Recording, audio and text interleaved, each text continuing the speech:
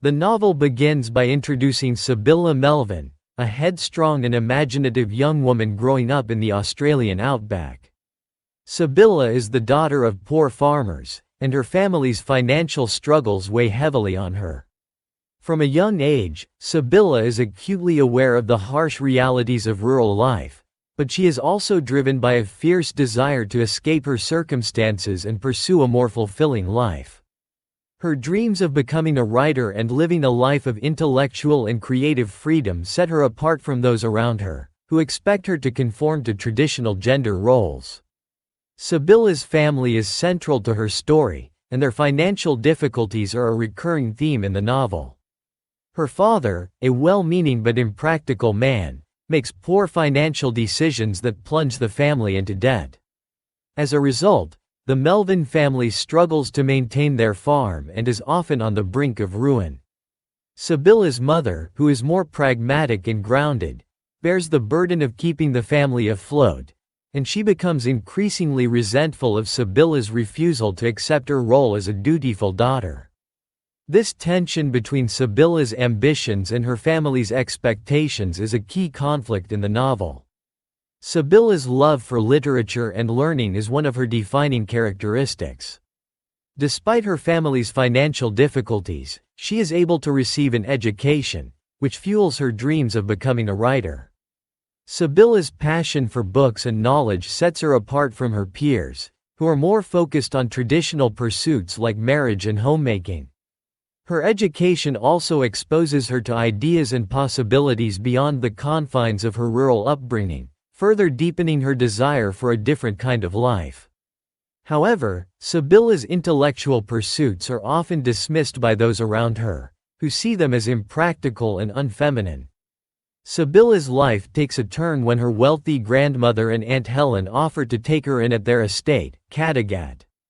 Kagat is a stark contrast to the harsh and impoverished environment of her family's farm, and Sibylla is initially enchanted by the beauty and luxury of her new surroundings. Aunt Helen, who is more understanding and supportive of Sibylla's ambitions, becomes a mentor to her, encouraging her to pursue her dreams. However, even in this more refined setting, Sibylla encounters societal expectations that conflict with her desire for independence and intellectual fulfillment.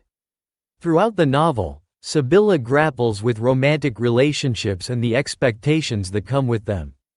Her most significant suitor is Harry Beecham, a wealthy and kind-hearted landowner who falls in love with her. Although Harry is genuinely devoted to Sibylla, she is conflicted about the idea of marriage.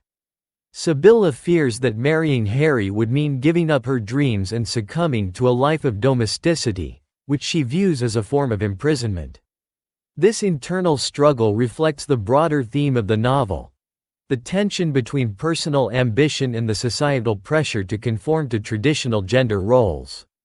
Sibylla's refusal to marry Harry is a pivotal moment in the novel. Despite her affection for him and the security that marriage would provide, Sibylla ultimately decides that she cannot sacrifice her independence and dreams for the sake of love.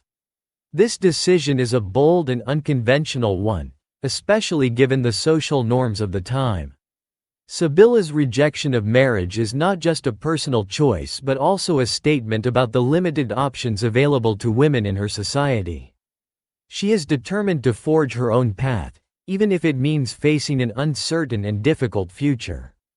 After rejecting Harry's proposal, Sibylla is forced to return to her family's farm, where she once again faces the harsh realities of rural life.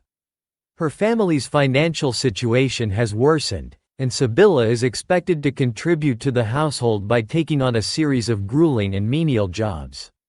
This return to poverty and hard labor is a bitter disappointment for Sibylla, who had hoped to escape her circumstances.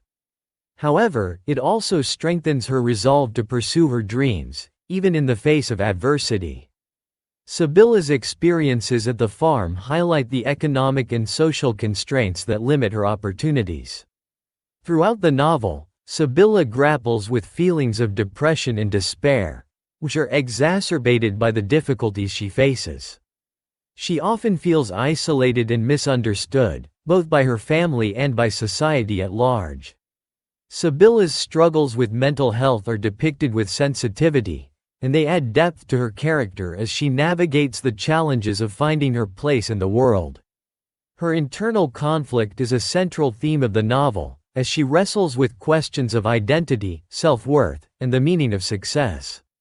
Sibylla's emotional journey is as significant as her physical one, and it underscores the novel's exploration of the complexities of the human experience.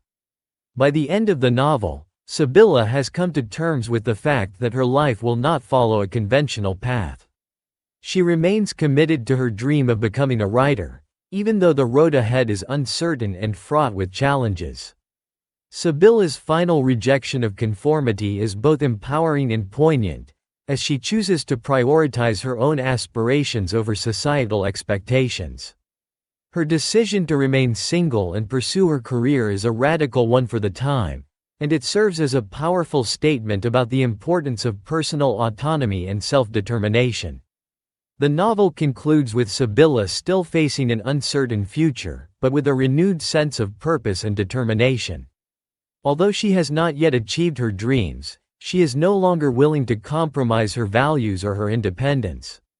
Sibylla's story is one of resilience and defiance in the face of societal pressures, and it resonates as a powerful critique of the limitations placed on women in her time. My Brilliant Career is a testament to the importance of following one's own path, even when it goes against the expectations of others.